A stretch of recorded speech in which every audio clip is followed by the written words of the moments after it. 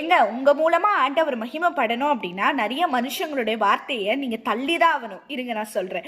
தானியேல் 3:28 இப்படி சொல்லுகிறது, அப்பொழுது நேபுகாத் நேச்சர் வசனித்து, சாத்ராக் மேஷாக் அபேத்நேகோ என்பவருடைய தேவனுக்கு ஸ்தோத்திரம், அவர்கள் தங்களுடைய தேவனை தவிர வேறொரு தேவனையும் சேவித்து பணியாமல் அவரையே நம்பி ராஜாவின் கட்டளையை தள்ளி தங்கள் சரீரங்களை ஒப்பு கொடுத்ததினால் அவர் தமது தூதனை அனுப்பி தம்முடைய தாசனை விடுவித்தார். எவ்வளவு அழகான வசனம் பார்த்தீங்களா?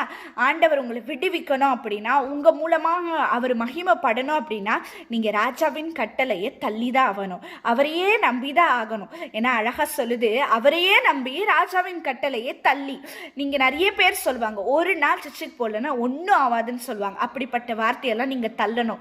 ஆண்டவர் இந்த விஷயத்தை செய்யாத, அந்த இடத்துல போவாதுன்னு சொல்லியிருப்பாங்க. ஆனா நிறைய பேர் உங்ககிட்ட சொல்லுவாங்க, அதெல்லாம் போய்க்கலாம், பார்த்துக்கலாம், அதெல்லாம் ஒன்றும் ஆகாது அப்படின்னு சொல்லுவாங்க.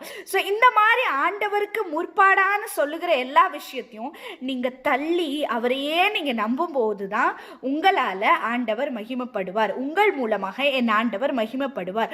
அதனால இந்த நாளை உங்களுக்கு சொல்றேன், ஆண்டவர் உங்களுக்கு சொன்ன விஷயத்தை தவிர அதுக்கு மாறுபாடா எத்தனை பேர் பெரிய ஆளுங்க, எங்க கூட இருந்தவர் அவர் இவ்வளவு படிச்சிருக்காரு அப்படின்னு இருந்தாலும், எத்தனை பேர் சொன்னாலும் நீங்க அதெல்லாம் தள்ளி போட்டு அவரை நம்பி பாருங்க, ஆண்டவர் பெரிய காரியங்களை செய்வார்.